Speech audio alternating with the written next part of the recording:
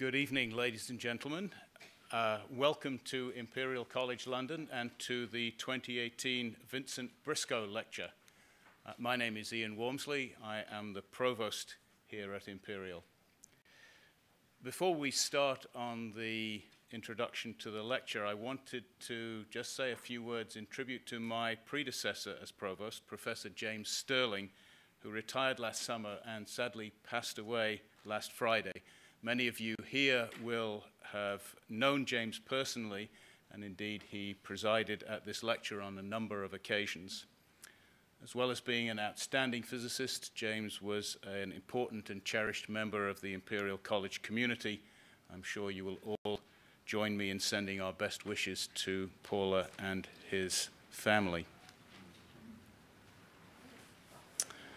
Moving to tonight's lecture. It is the 9th annual lecture from the Institute of Security Science and Technology, or as it's known locally, ISST. We're very creative here in terms of acronyms. ISST is one of our 6 global challenge institutes formed to address some of the most important challenges facing society today.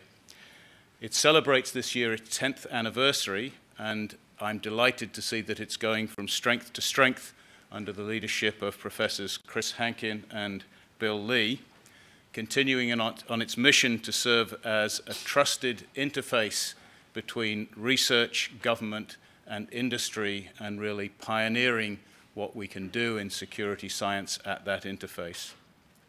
ISST is an influential voice in government and has led a number of vital national programs, such as the Research Institute in Trustworthy Industrial Cyber Physical Systems. We could probably well use with a good acronym for that, which is a UK-wide program investigating cybersecurity vulnerabilities in the crucial national infrastructure. This year, the Institute will start an MSc course, its first, in security and resilience. It's now open for applications, so if you're looking for an extra degree, please line up over there with Chris. And thanks again to Bill and Bill Proud and Jane Lack for their efforts in setting forth on this important milestone for the Institute. A key part of the Institute's work is engaging with policymakers and the public, and that brings me to tonight's lecture specifically. It is one of the most eagerly anticipated days in our calendar, and this evening we are very fortunate to have such an esteemed speaker to continue the history of the lecture.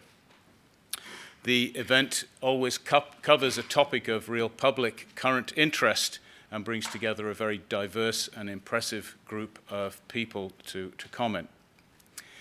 The Vincent Briscoe Lecture Series carries the name of a distinguished Imperial College scientist, professor of inorganic chemistry here between 1932 and 1955. Professor Briscoe worked on a number of problems, and particularly ones related to heavy water, methods of determining deuterium in small samples, sort of thing that never goes out of fashion. He apparently also had many other interests, including a knowledge of London streets, which, according to his obituary in the Times, would not have disgraced him as a taxi driver. Unfortunately, another outmoded device now that we all have GPS.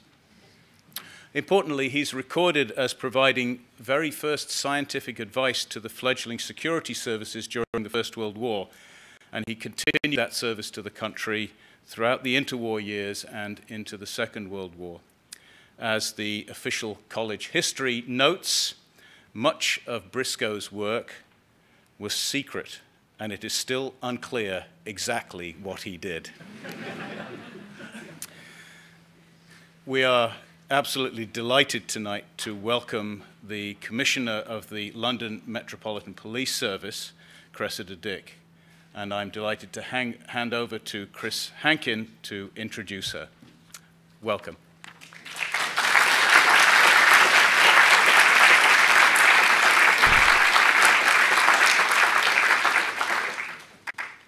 So, good evening.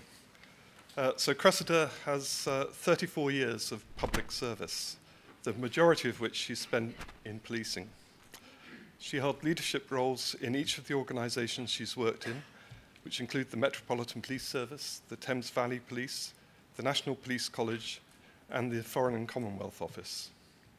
She's overseen a wide variety of high-profile and complex policing investigations spanning serious and organised crime, security and protection. In February 2017, Cressida was appointed Commissioner of the London Metropolitan Police Service, taking up the role in April 2017. She is a former president of the British Association of Women Police and has a master's degree in criminology from Cambridge. Tonight, she's going to deliver a lecture to us entitled Digital Policing, the Changing Role of Technology in Law Enforcement. And I'd now like to invite Cressida to come and deliver her lecture.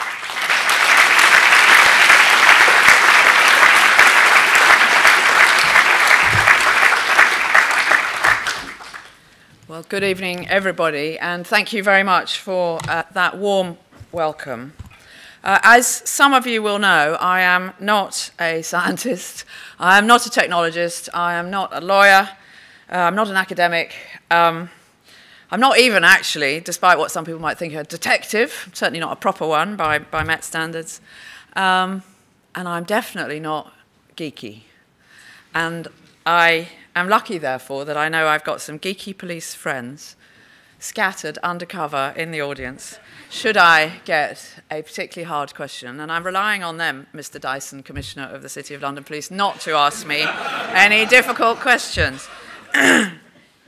But given that I am none of those things, I am extremely honoured to be the Vincent Briscoe Lecturer this year.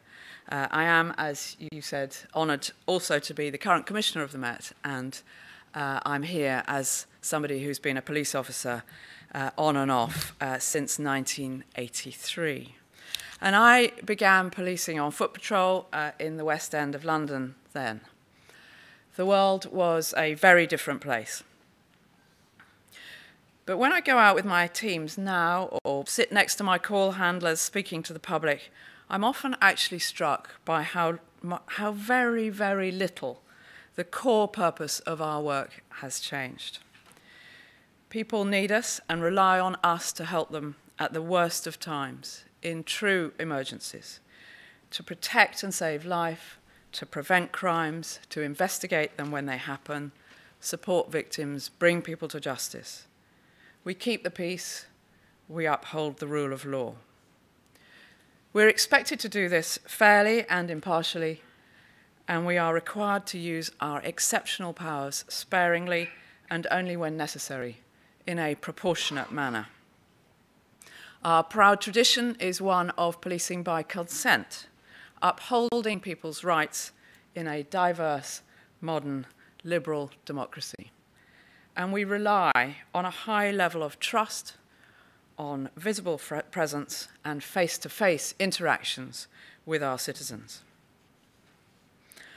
I loved policing in 1983, warts and all, and I love it now. But I have to say that if the core purpose, the mission, the rhythm, the excitements, the sadnesses, the heart of policing, our ethos has actually not changed very much, and I do believe that. The service, what we used to call the force, has in fact been transformed in many ways. We are so much more accountable, we're so much more scrutinized, we're so much more responsive and transparent, we are very much less secretive, we are very much less arrogant, I think. We are more humble. We are much more diverse, and we are much less, but not as much as I would like, less hierarchical than we were then. We are so much more professional in a multitude of ways.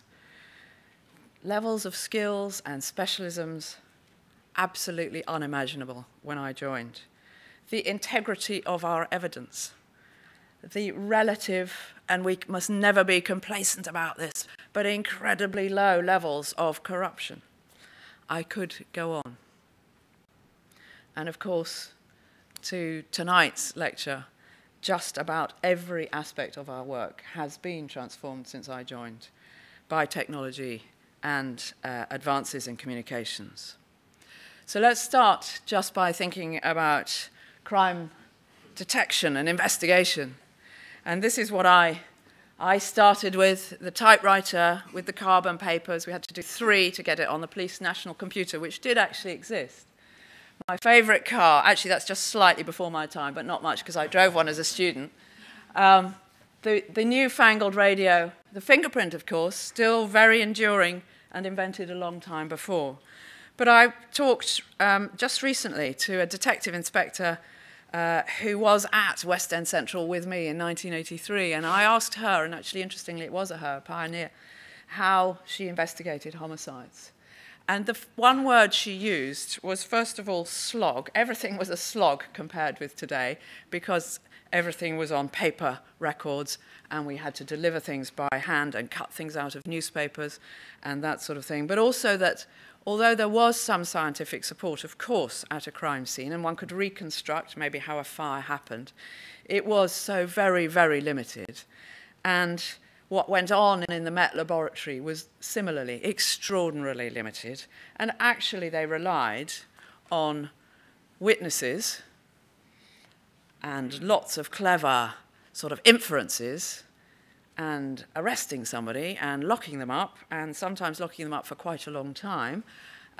Go back in your cell and think about it under the judge's rules, and confessions. And of course we now don't rely on confessions at all. I mean, occasionally people do confess to us, but we don't rely on them by themselves ever, or in effect, in court, in any meaningful way at all. So fast forward to today, and a senior investigating officer, which I am not, would be considering a whole list of possible strategies involving technology as soon as one of those ghastly homicides which we have had in London in the last 10 days has happened.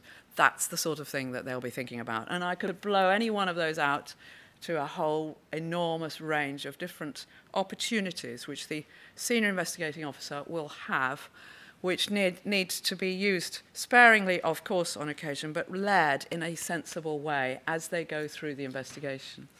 And if I just focus for a second, I'm not going to blow it out, but just on forensics and biometrics, just think how much has changed there. When I joined, we didn't have DNA. I think DNA technology was began to be invented in 1984. It has utterly transformed the way we do crime investigation. And then if we think about data, most of the other categories there are data categories.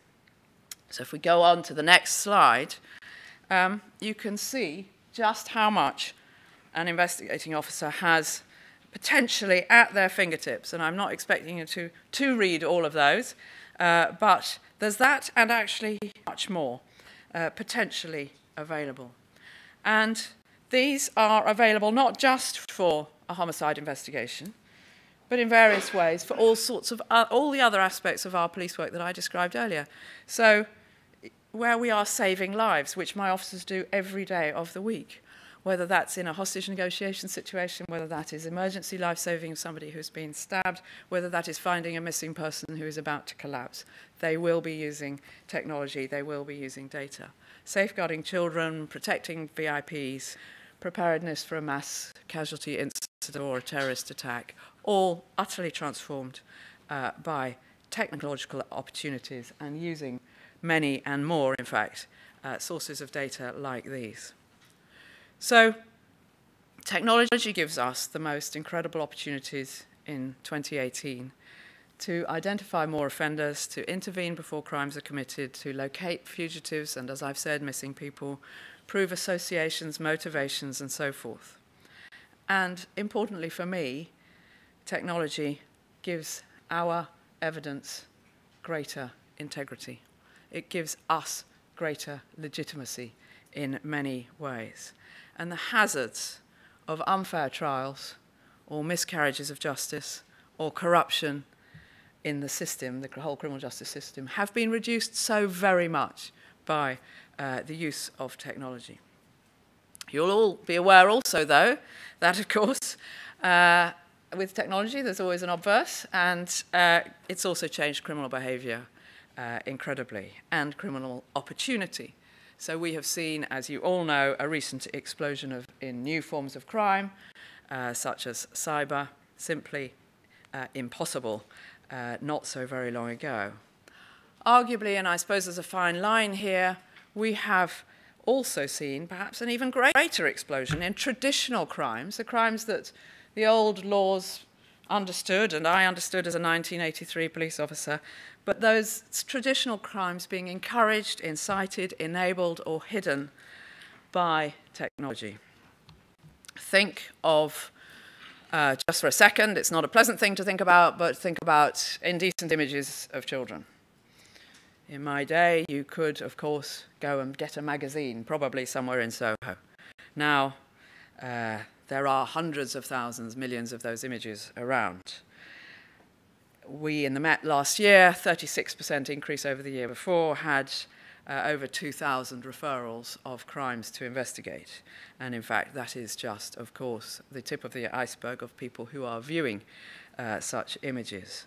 And we now know that even more appallingly than that, child abusers are live streaming abuse on occasions, using technology from one side of the world to another. Online harassment, hate crime online, grooming for sexual exploitation, and let's just pause for a second also to think of something horrible, the extraordinary impact that Daesh has had as a terrorist movement. So much effect through communication and advanced use of the internet and technology more generally. So, and this will be a familiar phrase for some of you, for me, the challenge for a 2018 police chief is to try to make, now and in the future, technology and data more of an advantage to us than it is to the criminals, to the bad guys. And of course, as a police chief, I'm charged of doing this in a way which has to be effective, it has to be efficient. We've got to make good choices about priorities and how we go about things. We have to do it entirely on a sound legal basis. We have to be ethical, and we have to take our public with us. We have to have the support of the public.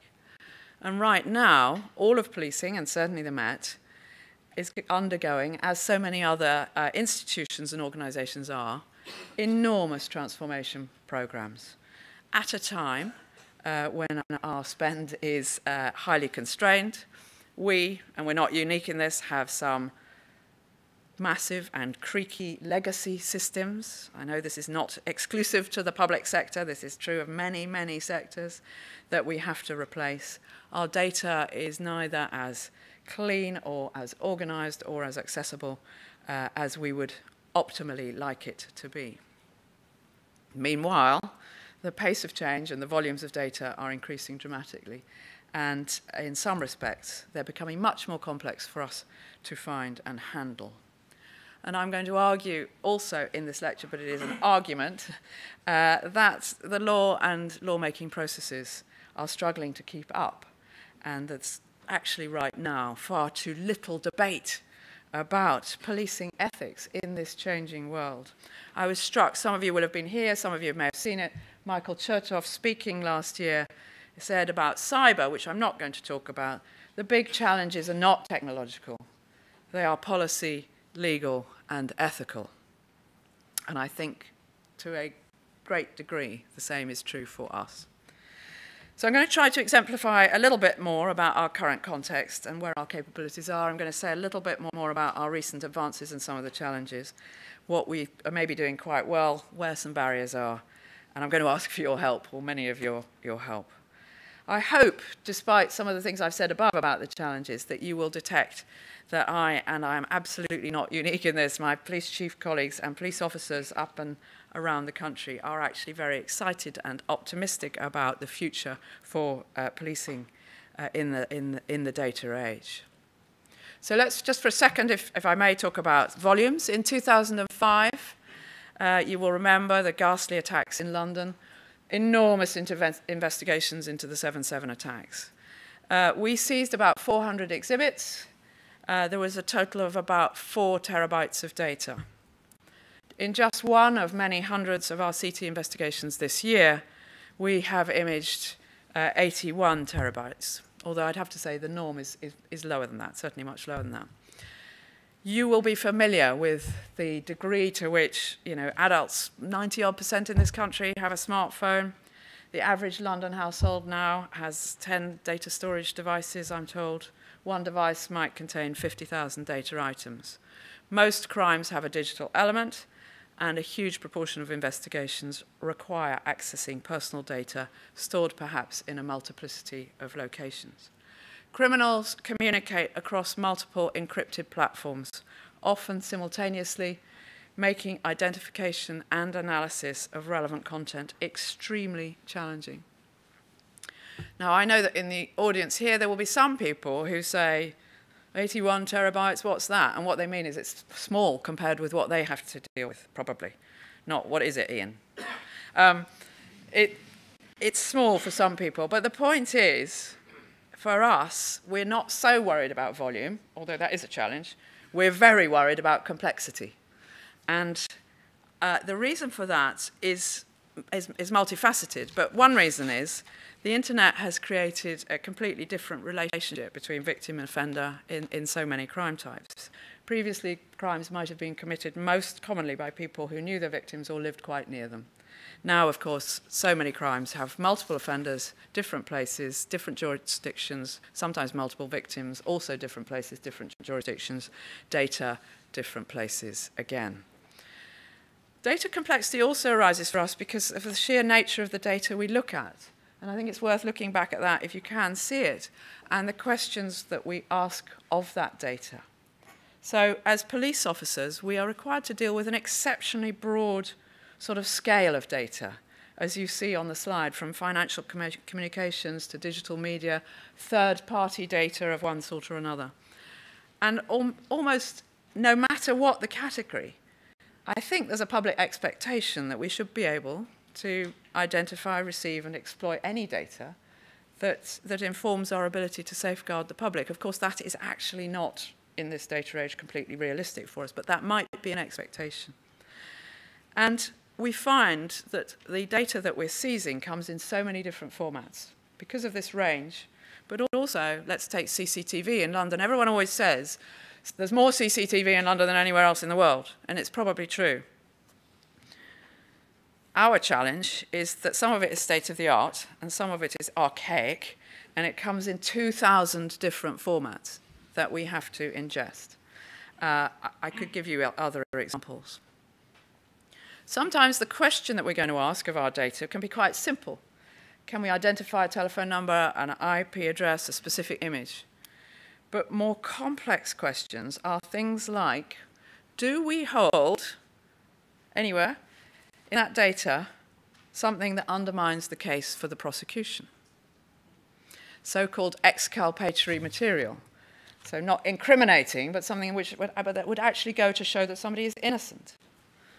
That can take any form, most topically and very challenging in terms of volume, interpretation and complexity, is where there's previous communications between suspects and victims, or where third parties suddenly also are communicating with one or other party about a relevant matter.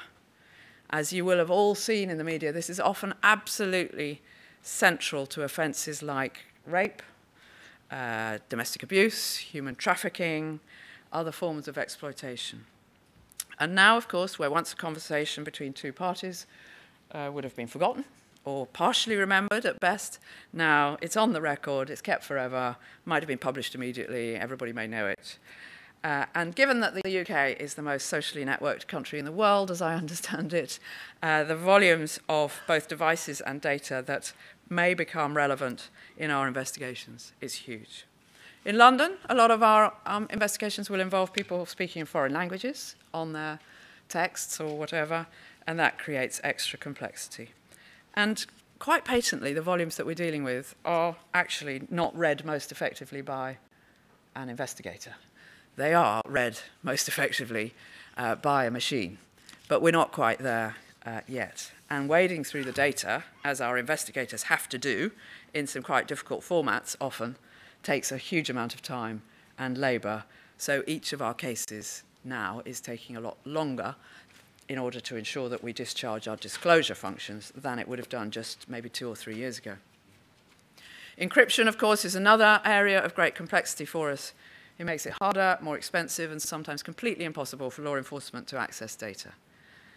Further challenge comes when passwords are withheld, victims deceased, or where multiple devices are found, and of course then attribution is difficult.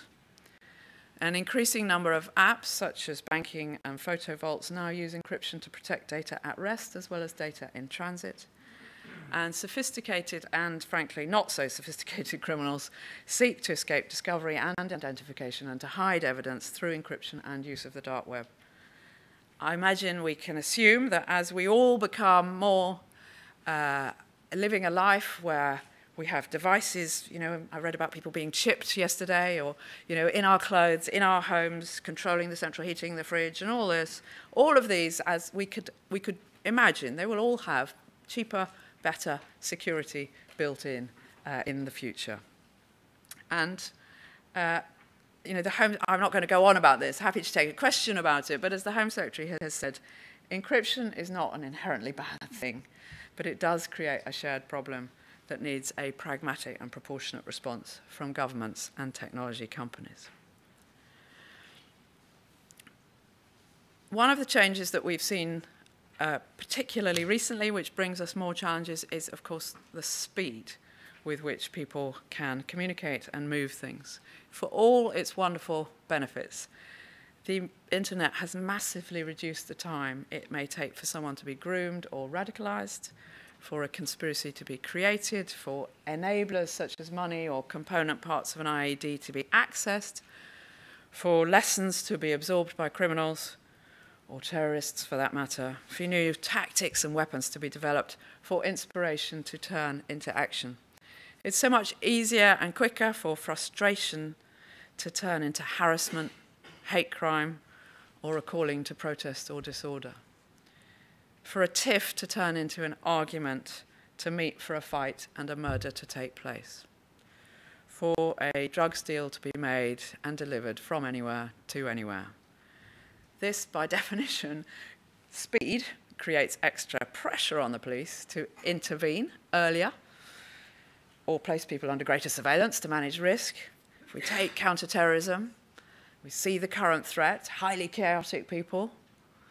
If we do know something about who they are and where they are and what they're doing, then we may have now, because of the speed to which they can go from one thing to the next, we may have to intervene very early and not then end up with the evidence that we would like. So for us, the data problem, if you like, is about volume, yes. It's about complexity, definitely. It's about encryption as part of complexity, and it's about speed. And in addition, as you will all be very well aware, new emerging technologies are appearing and being refined all the time. For example, drones, huge advances in drones, developed for very good use, 99% used for good use, also, as you know, used or have been being used to transport illicit goods into prisons.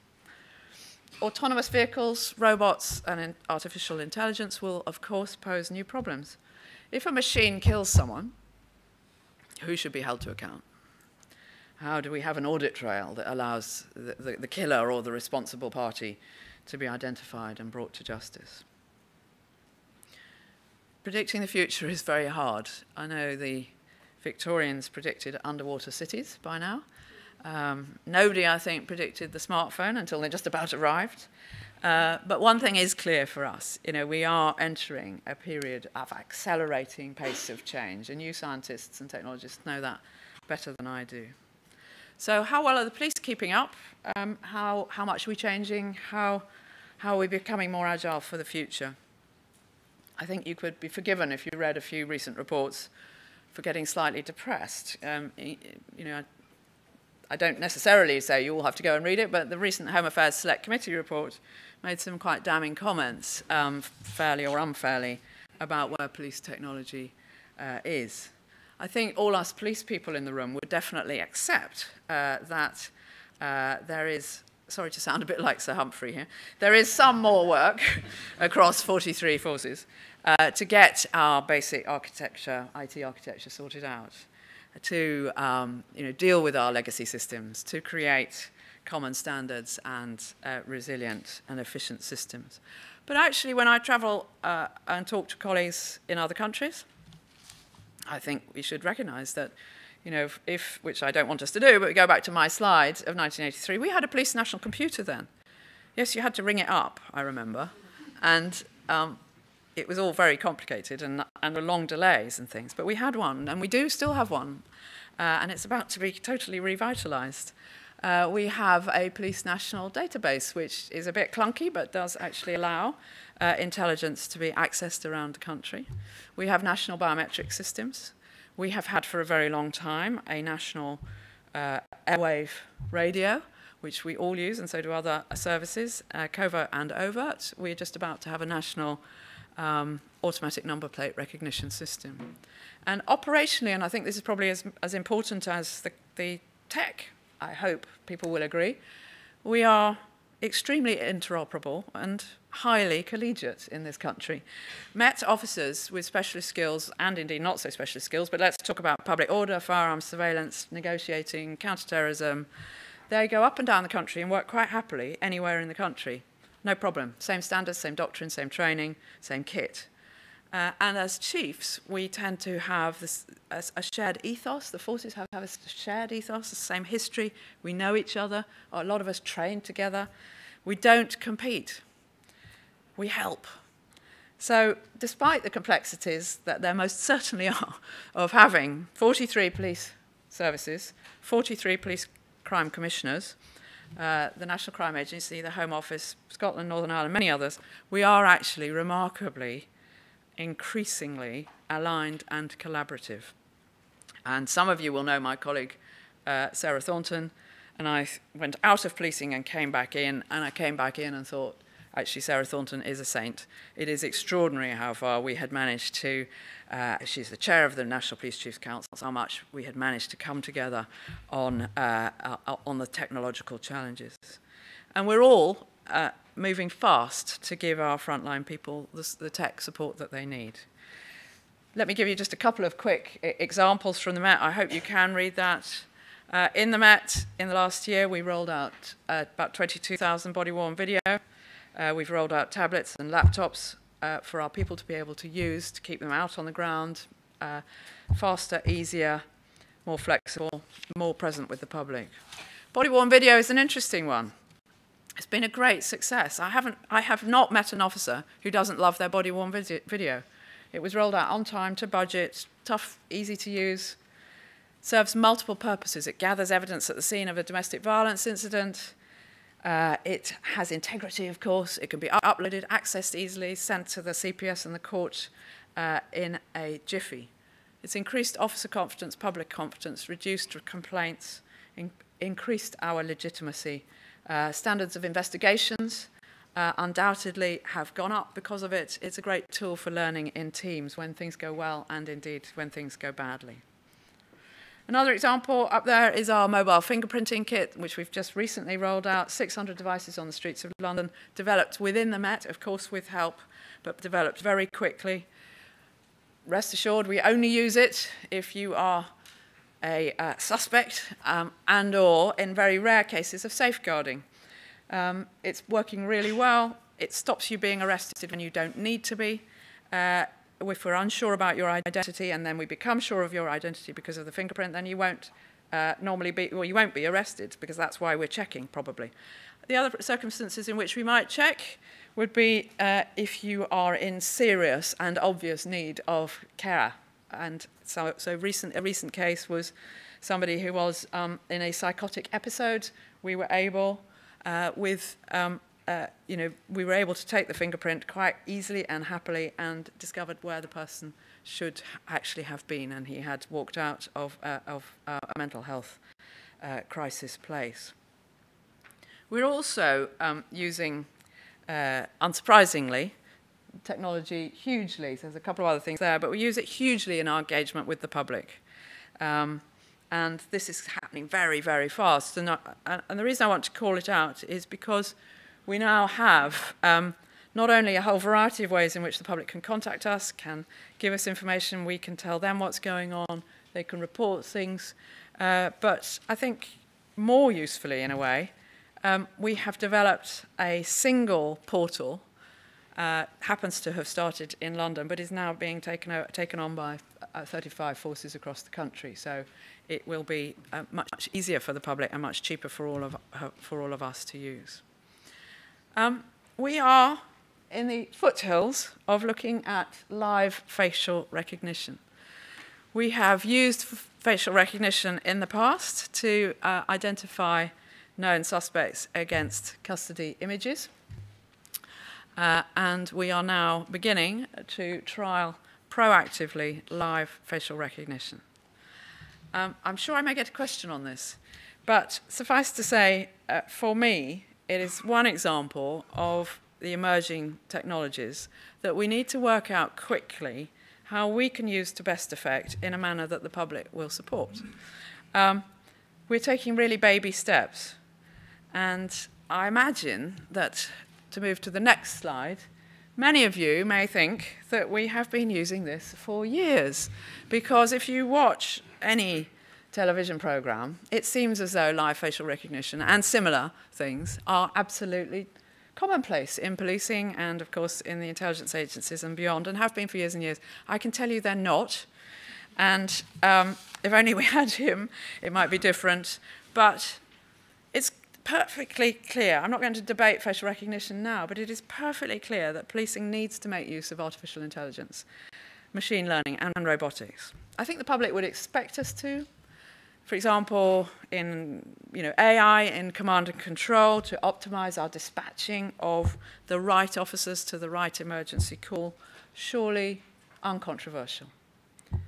Using AI to predict demands and crime patterns, probably uncontroversial. But when we begin to use it to predict human behaviors, such as the risk of offending or reoffending, then there are not just scientific or security questions that need to be answered, but also significant practical, ethical, and legal questions. And public acceptance of such methods, I guess, is perhaps much more likely in cases of terrorism and serious violence than it would be, say, in antisocial behavior. So we can expect that the public would actually expect the intelligence agencies or the counterterrorism police to be able to sift through, as I said before, all their data. Probably they can't, but they probably expect, and people might well expect them to be able to piece together links between data and individuals. Identifying, for example, indications that an extremist is becoming threatening or angry. As a citizen who spends time online, I know full well that private companies who supply me know a very great deal about my lifestyle. They know my likes, they know my dislikes, they may know even how I'm feeling right now. They send me advertisements, they prompt me based on what I'm likely to want to buy or do or feel next online. Now, some of us may find that a bit creepy. Others don't notice.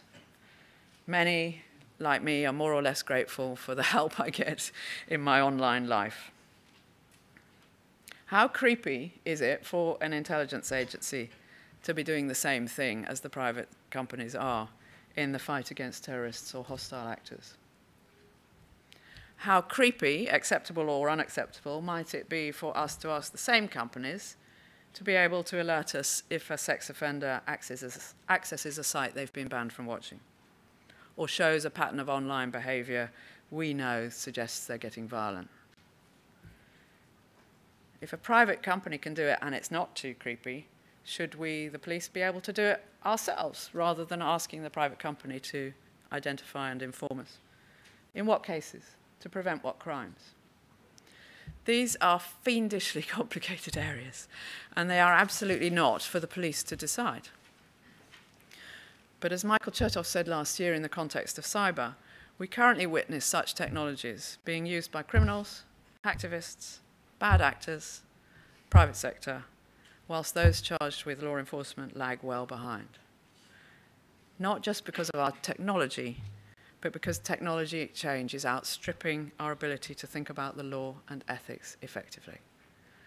So back to facial recognition, I am as sure as I can be that in the tiny weeny little trial that we conducted of live facial recognition recently on a street in London, where we put in as our sample to be identified 50 of the most violent, dangerous and wanted people who lived in a very small area around.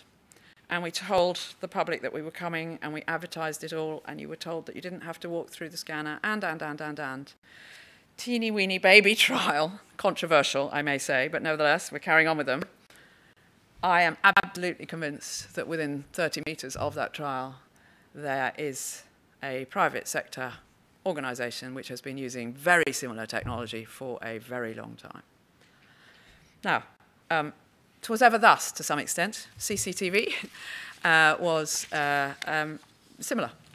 But my problem is I don't think we are all thinking about this hard enough. So in that context, I welcome the RUSI report, and I suspect the authors might be in the room, so if you are, thank you very much, because RUSI recently published a report on machine learning algorithms and police decision-making, and I do commend it to people if they're interested. They highlight the current lack of clear guidance. They note the great potential to do so much more, and they call for a new regulatory framework. They note that legal and ethical issues are not just complex, but they're also context dependent. And machine learning algorithms require constant attention and vigilance to ensure the predictions that they're providing are as accurate and unbiased as possible. So I hope you will have gathered, those of you that don't know me, that I believe so strongly that the balance between security and privacy is incredibly important, and never for the police to decide where the slider should sit. It needs constant review and careful policing of the boundary. And in my view, we have some challenges, as I say, in keeping up. Technology is changing so fast, but we need a firm legal basis for advances that the public would expect. Much of our law is predicated on a pre-internet age. Let me give you a very quick example on the next slide. So this is a case, Grant West. He used malware to steal people's identities, sell them to others, and he was paid in bitcoins. We managed to convict him and, indeed, to seize the bitcoins. Quite a big challenge about where do you put the bitcoins. Even bigger challenge to help the Crown Prosecution Service and the judiciary, and people like me, of course, understand what has gone on here.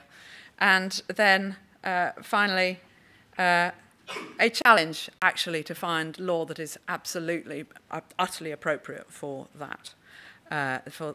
Nevertheless, he's convicted and the assets are seized. The second challenge, and I've mentioned it twice already, is the oversight and regulatory processes are confused. And inevitably, anybody, with no disrespect to Sir Tom Winson, the HMI, Chief HMI, who is here for policing and fire, inevitably, people, less so perhaps in inspectorates, but people who are engaged in oversight and regulation tend to be in the business primarily of pointing out what you can't do, rather than enabling you to do. And that is their job in many respects. But in that case of confused regulation and not enough being helped with the enabling, what we need is lots of debate, we need lots of leadership, and we need policy to fill, at the moment, I think, a slight vacuum. New technologies are disrupting all our social norms. Data is now very remotely held. And when it is actually very, very, very open frequently. And it's way beyond the individual's technical possession, up in the cloud. But our attitudes to privacy and the delineation between public and private is shifting very fast. And if I ask my young and not so young, frankly, officers to undertake an inquiry, their initial human response might well be to reach for their smartphone, to look at an app. But they have to pause. They have to remember that they are pursuing a policing purpose and apply law designed long ago to protect the so-called private spaces in people's lives, which if they were doing it for their own personal purposes, they'd probably find in a second in an app. This may in fact be the right place for us to be. I am prepared to accept that. None of us wants to be in a police state. As a citizen, I am appalled at the thought of the intrusion that happens somewhere in some other parts of the world. But I ask for a louder debate. I also recognise that we, the police, need to get better at explaining ourselves, and we need to get better at talking with the public about the dilemmas. But it's not a job for the police alone. So I welcome RUSI. I welcome bodies such as we have a Met Ethics Committee, the Turing Institute, Tech UK, Institute of Data Ethics, a number of bodies, and indeed the private sector, from finance to tech to social media, want to help us in all kinds of ways and with the debate. And of course, so do want to help us, because we're citizens, the civil liberties groups. They want to help us to be in the right place. And I'm hoping that we will have a greater level of political attention and widespread public debate. Because we all have a responsibility to prevent crime, as Sir Robert Peel said in 1829. We have a responsibility to support and ensure our police are properly equipped and enabled to adopt new practices at pace. And we all have a responsibility to ensure the police do not become too powerful or too intrusive. I'm incredibly proud to be the current Commissioner of the Met in this great global city. It's a welcoming home to tech companies, large and small, to so many wonderful science and technological education, thought, research institutions, to this great university. The future wealth of our city depends on us all keeping you safe, us police people in the room and our colleagues, keeping you safe and feeling you, you in the private sector, you in the education and research world, feeling that this is a good place to live, a good, safe place to live and to invest. Our police future effectiveness depends on us, I say, cherishing our core values, prizing our human interactions and our human decision-making. It depends also, though, on us embracing new technologies, making the most of the data we have, and not drowning in it. And to do that, we have to strengthen even further our co-working with other police services, as I've said, with the intelligence agencies, with government, and with local partners. Interesting, I am finishing, I promise you, to look back to 2017 and all the horror of 2017, the absolutely excoriatingly honest reviews conducted by counter-terrorist policing and the intelligence agencies about what happened and what we collectively knew about the people who carried out the terrorist attacks. Overseen by David Anderson, an totally independent person, whose report some of you will have read, and the two big chunks of things he talks about in that need to be improved for the future are, number one, the ability for the agencies and the police to integrate and really work with their data even better, and secondly, the ability of the agencies and the police to work with people in local areas, in local authorities, in education and schools and others to manage the risk posed by people who might be extremists becoming violent extremists, or people who were violent extremists who are perhaps, we know not what they're doing right now. These are two enormous challenges for us, and we are setting off down that road. So that's one example of the even further better partnerships that we need to have, and I will always argue that in the last 10 years it has been the case. There is no better partnership in counter-terrorism than that between the British agencies and intelligence agencies and our police. But equally, we need other partnerships. We need research and development. We need kit, as you've heard. We need advice. We need help. We need an enabling environment. We need a lively debate that leads to fast clarity, which I appreciate will never stand still, but fast clarity about what it's okay and not okay for us to do as a 21st century police service in our democracy as we use emerging technologies. Thank you very much indeed.